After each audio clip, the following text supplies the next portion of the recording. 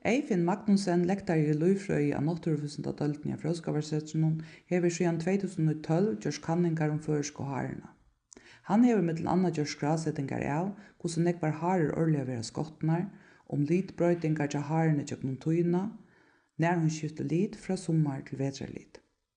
Og í framtíðini eisini ætlanir að kanna hvat haran etur, eins og at seta sendarar á nakrar livandi harur fyri að kanna hvussu haran flytur seg.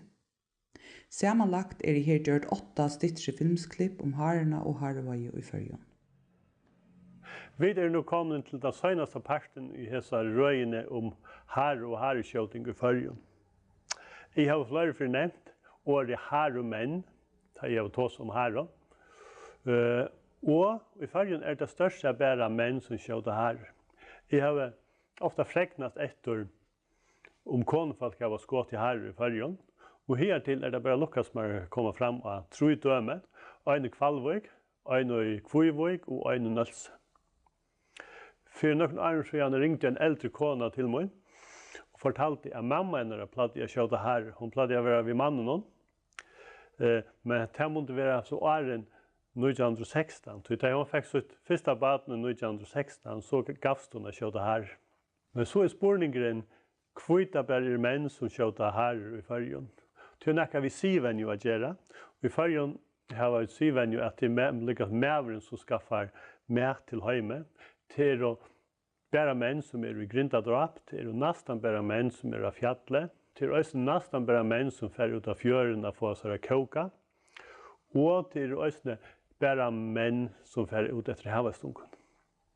Ta maten som kommer hjem, så det også siven ja, at det mæveren i husen som teker seg av hakkrøyngene av maten. Men til det så kommer til matkjøring, så det konan som teker ivor.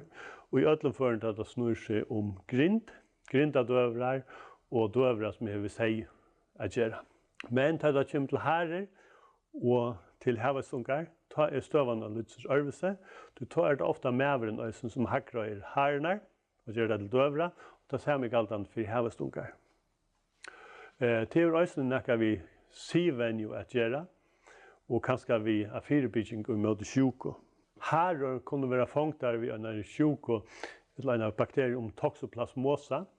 Hette det samme sjukan som kjetter kunne hava. Og koner som på veien, tar vi malt fra at til at det halter seg bort fra kjetten og lette være ved å tømme kjettebakker for at det ikke skulle få seg sjuken av toxoplasmosa, som for vaksenfolk ikke er noe trobløyde, men for badnerkoner kan det ske at det er oppfattet badne. Havestasjukan, de fleste i Føroyum kjenner til havestasjukan. Hun gjør det seg i 1930-årene, og da var det nek som døg av havestasjukan, og særlig var det badnerkoner der gikk ut iver. Og det var vanligt her i utvarten av en havestatuina at landslagnen malte til at badnerkoner hilt seg bort fra havestunken. Og det helst grunden til at konefolk halda seg bort fra begge havestunken og fra hareskjøting. At det bare menn som skjøter harer i Føroyum kanskje løyvd, en løyvd fra ordinstinkten som framviser i okkomonnen, at det vidt menn som skaffer maten, men da han kom i fristeboksene, så det konan i husen som teker ivor. Eller som det stender i øynene av som fyn og dansk og matbøkene, at mæveren naturen, men konan kulturen.